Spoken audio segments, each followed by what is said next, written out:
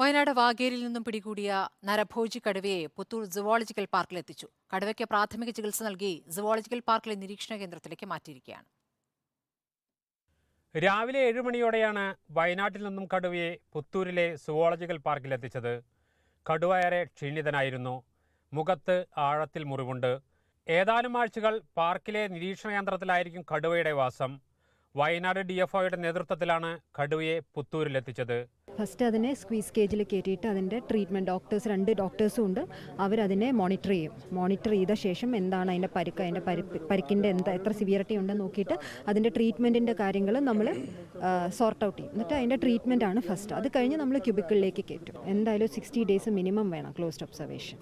മുഖത്ത് മുറിവുള്ളതിനാൽ കടുവയെ മയക്കിയ ശേഷം വാക്സിൻ നൽകി മുറിവുകൾ വച്ചുകെട്ടി. ഇനീഷ്യലി കാണുന്ന മുറിവ് അത്യാവശ്യം എക്സ്റ്റൻഷൻ ഉണ്ട്. അനിമലിൻ്റെ കട ഹെൽത്തിയാണ്, വേറെ പ്രശ്നങ്ങളൊന്നുമില്ല, മുമ്പോട്ട് പോകും. ക്യാപ്റ്റിവിറ്റിയിലേക്ക് വരുമ്പോഴത്തേക്കും മോർ ദാൻ 16-18 പോകാറുണ്ട്, പ്രശ്നമല്ല. ആക്ച്വലി ഇത് വൈൽഡ് റെസ്ക്യൂ എന്ന് പറയുമ്പോൾ കുറച്ച് സീരിയസ് പ്രോസസ്സാണ്. എവറിഥിങ് എന്താണ്, നമുക്ക് അതിൻ്റെ ഇൻറ്റേർണൽ വൈറ്റൽസ് ഒന്നും നമുക്കറിയില്ല. സോ സ്റ്റെപ്പ് ബൈ സ്റ്റെപ്പ് പ്രോസസ്സാണ്. അതിൻ്റെ പ്രോസസ്സിൻ്റെ ഭാഗത്തിൽ ആവശ്യമെങ്കിൽ അത് വേണ്ടി വരും. അത് ഡിസിഷനിലേക്ക് വരുന്നതേ ഉള്ളൂ. ചികിത്സ നൽകിയ ശേഷം ഐസൊലേഷൻ ക്യൂബിലേക്ക് മാറ്റി. വയനാടൻ കടുവ എത്തിയതോടെ സുവോളജിക്കൽ പാർക്കിൽ കടുവകളുടെ എണ്ണം 3 ആയി. വൈഗ, ദുർഗ എന്നിവയാണ് മറ്റു കടുവകൾ.